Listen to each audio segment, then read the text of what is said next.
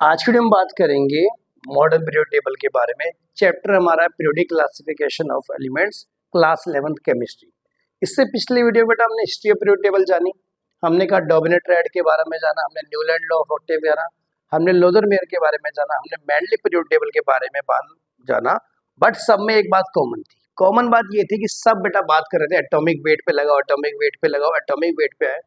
1913 में हेनरी मूसली आए और उन्होंने क्या देखा कि जो फ्रीक्वेंसी ऑफ एक्सरेज किसी भी एलिमेंट से निकल रही थी, frequency of X rays emitted by element varies proportional to atomic number and not atomic weight. यहाँ से बेटा कहानी बदल गई जब उन्होंने बोला कि एटॉमिक वेट के प्रोपोर्शनल नहीं आ रही, एटॉमिक नंबर के।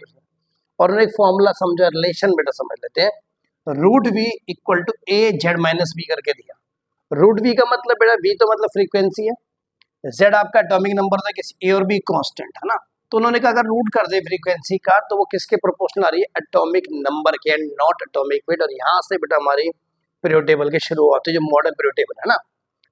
अब इन्होंने ये भी देखा कि जब इन्होंने रूट वी और इसका root v versus atomic number का कर्व देखा तो बेटा एक स्ट्रेट लाइन। अब स्ट्रेट लाइन बेटा कब आती है? स्ट्रेट लाइन तब आती है मेरे भाई जब कोई चीज प्रोपोर्शनल हो, मतलब फ्रीक्वेंसी बढ़ेगी तो एटॉमिक नंबर भी बढ़ेगा, या एटॉमिक नंबर बढ़ाया तो फ्रीक्वेंसी भी बढ़ी।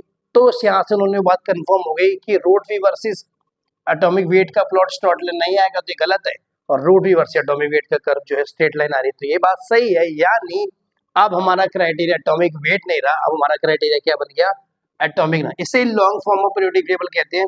और एक किस बेसिस पे है, on the repeated electronic configuration, कि यार कन्फिग्रेशन रिपीट होती है बार बार। एग्जांपल, हल्का छोटा एग्जांपल देख लो, जैसे लिथियम देख लो, आपने कहा हाइड्रोजन है, लिथियम है, सोडियम है, पोटेशियम है, तो सबके बेटा वैलेंस में कितने आएंगे? सबके वैलेंस में हाइड्रोजन हीलियम नहीं, इसका तो वन ही होता है ना। हाँ, लिथियम के वन, सोडियम के भी वन, अब इनकी कन्फिग्रेशन पोटेशियम का भी बेटा वन।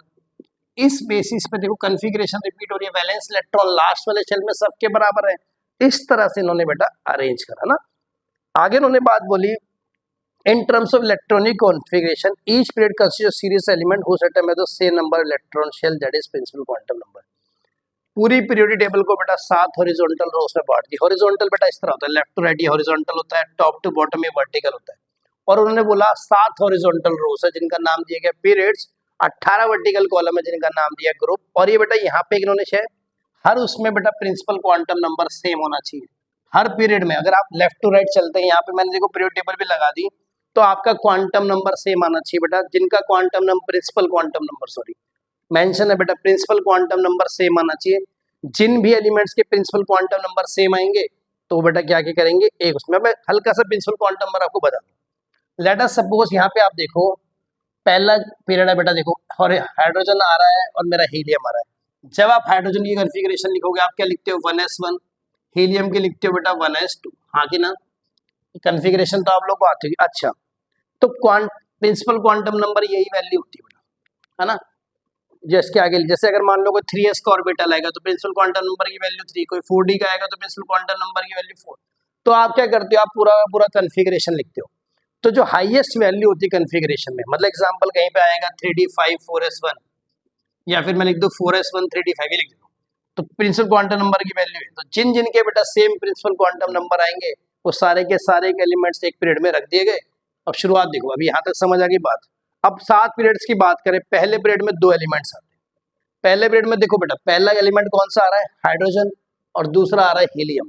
तो यहाँ पे अगर आप लिखना भी चाहो हाइड्रोजन और हीलियम लिख दो।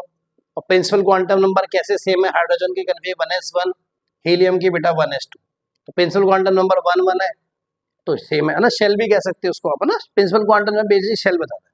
सेकंड पीरियड में बेटा 8 एलिमेंट्स आ रहे हैं। सेकंड पीरियड में देखो कौन से एलिमेंट आ रहे हैं, lithium, beryllium, boron, carbon, nitrogen, oxygen, fluorine, neon. तो सेकंड पीरियड में 8 एलिमेंट आएंगे, सारे के सारे तो मैं लिख नहीं रहा बेटा, फिर भी एक दो के नाम, लिथियम लिख दो, बेरिलियम लिख दो, सारे लिख दे क्या, boron, carbon, nitrogen, oxygen, fluorine, neon.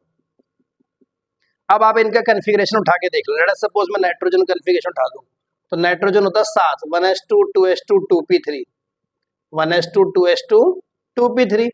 Neon का कन्फिग्रेशन 1s2 2s2 2p6, तो दोनों का प्रिंसिपल क्वांटम नंबर 2, इसलिए के सारे ग्रुप सबका ही सेम आएगा। अगर बोरोन का देखो 1s2 2s2 2p1, है ना, हाइड्रोजन लिथियम बेरिलियम, हाँ, तो वहां पे क्वांटम।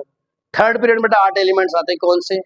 सोडियम, देखो sodium, magnesium, aluminium, silicon, phosphorus, sulphur, chlorine, argon. Again इसमें प्रिंसिपल क्वांटम नंबर सेम होगा।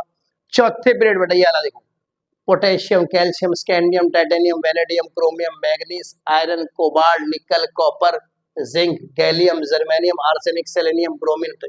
ऐसे बेटा कितने अरे आ रहे थर्ड पीरियड में? नहीं थर्ड में नहीं, हाँ थर्ड में बेटा कितने आ गए? 18 एलिमेंट आ गए, है ना। इनका भी प्रिंसिपल क्वांटम नंबर सेम होगा। चौथे पीरियड में 18 एलिमेंट सेम। अगेन देखो चौथे में चलोगे, नहीं चौथा तो हो गया ना हमारा बेटा, पांचवें पे चलो। पांचवें में देखिए 18 है। Rubidium, strontium, yttrium, zirconium, niobium, molybdenum, technetium, ruthenium, rhodium, palladium, silver, cadmium, indium, tin, antimony, selenium, iodine. आपने बेटा इनके नाम याद करने की जरूरत नहीं है ना, पूरे के पूरे। ये नहीं कोई कहीं आपसे नहीं आएगा कि भाई पांचवें पीरियड के सारे एलिमेंट्स के नाम लिख दो, छठे पीरियड के सारे एलिमेंट्स के नाम लिख दो, कहीं नहीं आए, किसी एग्जाम में नहीं आते ना आएंगे। ठीक है, ये बात समझ आ गई। अब चलते हैं, इसको रब कर दे यहाँ से, चलो थोड़ा सा। हाँ अब चलते हैं बेटा छठे पीरियड में। छठे पीरियड में आएंगे 32 एलिमेंट्स। अब आप देखो, आपने देखा सर एक दो कौन कौन से? Caesium, barium, lanthanum, hafnium, tantalum, tungsten, rhenium, osmium, iridium, platinum, gold, mercury, thallium, lead, bismuth, polonium, astatine, radon. आपने कहा सर यहाँ पे तो 18 दिख रहा है, अगर आपने काउंट करोगे तो ये 18 दिखेंगे, और यहाँ पे लिखा है 32। तो या तो ये लिखा हुआ गलत है या पीरियड टेबल गलत है, दोनों ही बेटा, कोई गलत नहीं। 32 देखो यहाँ पे, एक छोटी सी यहाँ पे देखो, यहाँ पे बेटा जो लेंथेनाइट्स हैं, देखो ये वाले लेंथेनाइट्स आपके होते हैं 58 से 71। लेंथेनाइट्स के होते हैं सबसे नीचे पीरियड टेबल में, लेंथेनाइट्स लिखे होते हैं, उसके नीचे लिखा होते हैं एक्टिनोइड्स। तो 58 से 71, 57 होता है लेंथेनम, तो लेंथेनम के जस्ट बाद आते हैं, तो उसे कहते हैं लेंथेनाइट्स। 90, हाँ जब इसको इतना समझ, 58 से 71 समझ आ गया बेटा, लेंथ में कितने हो गए? 14 एलिमेंट्स हो गए। तो ये 14 एलिमेंट जो ये लिखिए यहाँ पे अलग से लिख दिए, ये भी इसी पीरियड का पार्ट है बेटा।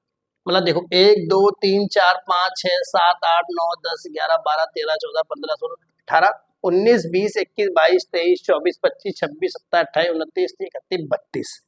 तो ये सारे लेंथेनाइट भी किस पीरियड का पार्ट है बेटा? छठे पीरियड का बात, आपको ध्यान रखनी है। सातवें पीरियड की बात करूं, सातवें पीरियड में देखो कौन कौन से आ रहे हैं?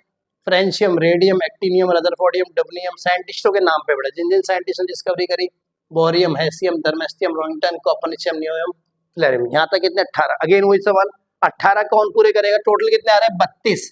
18 तो हमने गिन लिए। अब मैंने अभी एक्टिनाइट्स करके भी होते हैं बेटा, लैंथेनाइट होते हैं और एक्टिनाइट होते हैं। एक्टिनाइट्स 89 मेरा एक्टिनियम एलिमेंट है।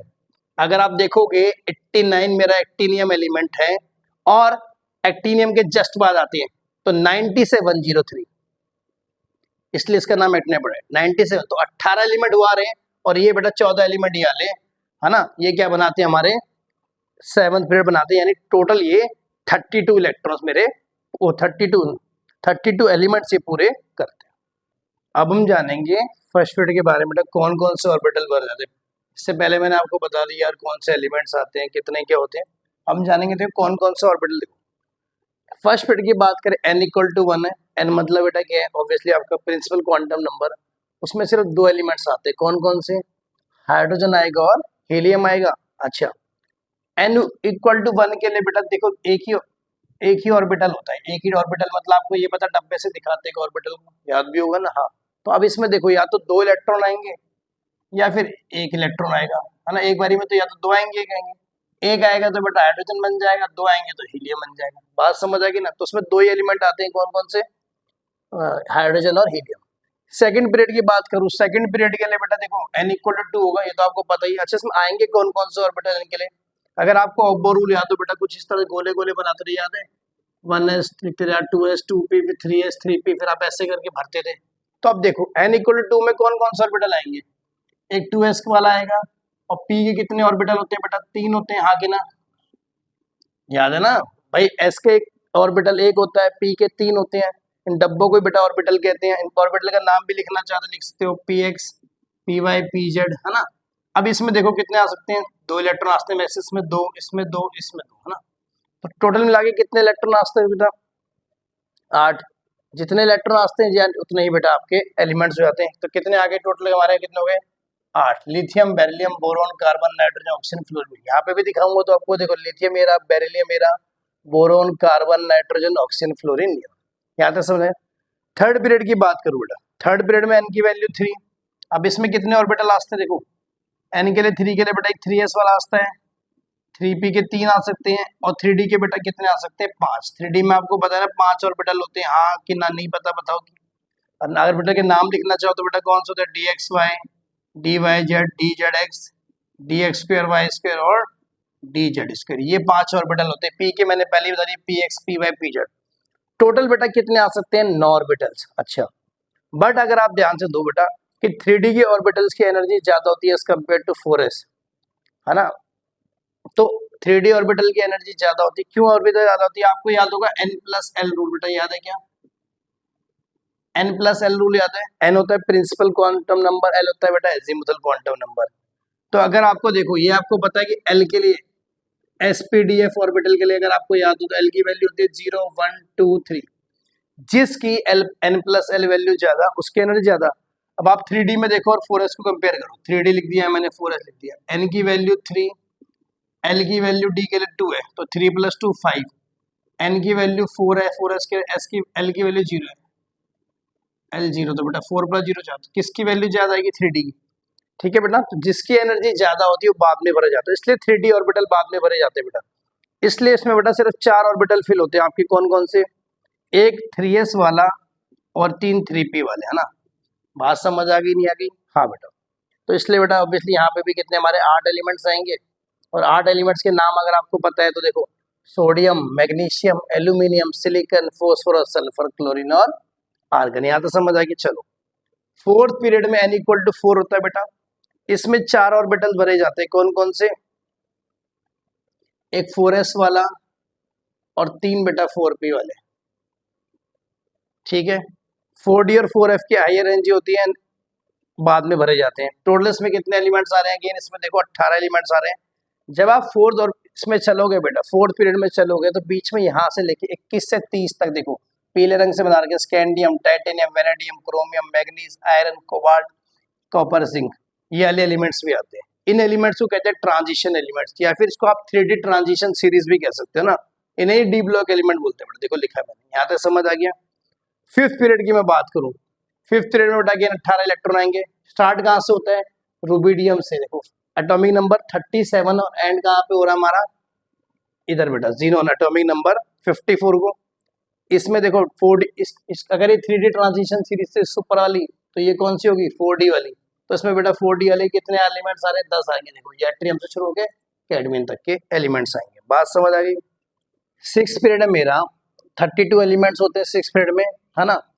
एटॉमिक नंबर 55 से 86, आप देखो छठे पीरियड में सीजियम से स्टार्ट करके आप चलो यहाँ पे बेटा रेडॉन पे, ये खत्म होता है। और अच्छी बात क्या है इसमें बेटा, लेंथेनाइट्स भी आते हैं, 58 से 71 तक लेंथेनाइट्स भी आते हैं। किसमें आते हैं हमारे, इसमें बेटा जनरली 4f ऑर्बिटल भरा जाता है। इसी को आगे आके ये भी कहते हैं इनर ट्रांजिशन सीरीज और लेंथेनाइट सीरीज, ये बड़ा इंपॉर्टेंट है बेटा। क्या कहते हैं इसे, इनर ट्रांजिशन सीरीज और length, 4f inner transition series भी कह सकते हैं। ठीक है, चलो सेवंथ पीरियड की बात करूं, it include most of the man made radio active element. बहुत सारे बेटा मैन मेड इसमें रेडियो एक्टिव एलिमेंट्स हैं, जैसे यूरेनियम है, प्लूटोनियम भी इसी में आएगा। देखो कहाँ पे दिखाऊं आपको मैं, कहीं दिख रहा है आपको, देखो ये रहा यूरेनियम, ये प्लूटोनियम, सारे के सारे रेडियो एक्टिव एलिमेंट ज्यादातर इसी में आते हैं। 5f इनर ट्रांजिशन सीरीज कहते हैं या फिर एक्टिनाइट सीरीज कहते हैं, सबसे नीचे होता है बेटा। ठीक है, इंपॉर्टेंट बात ये जो बेटा नंबर 2 8 8 18 18 32 को बेटा मैजिक नंबर कहा जाता है। बेसिकली 2 8 8 18 18 32 नंबर ऑफ इलेक्ट्रॉन को शो करे। मैजिक नंबर एग्जांपल बेटा इनर्ट गैसेस को देखो, helium, neon, argon, krypton, xenon, radon, ये सारे के सारे एग्जांपल है मैजिक नंबर के ना। हाँ, अब जो पहले के 3 पीरियड यानी first period, second period, third period, जिसमें 2 8 8 एलिमेंट है, उसे क्या कहते हैं शॉर्ट पीरियड। क्यों, नेक्स्ट के 3, चौथा नंबर का पीरियड, पांचवे का और छठे को कहते हैं आप लॉन्ग पीरियड्स में आते हैं 18 18 और 32 एलिमेंट। तो बेटा इस वीडियो में मैंने आपको सारे और पीरियड्स के बारे में बताया, कैसे उनमें कौन से एलिमेंट्स आते हैं, क्या उनकी कन्फिग्रेशन है, किस तरह से उनका प्रिंसिपल क्वांटम नंबर से के साथ यूज करके उनमें इलेक्ट्रॉन्स फिलिंग कराई गई है। इस वीडियो में बेटा करेंगे इतना ही। जय हिंद, वंदे मातरम।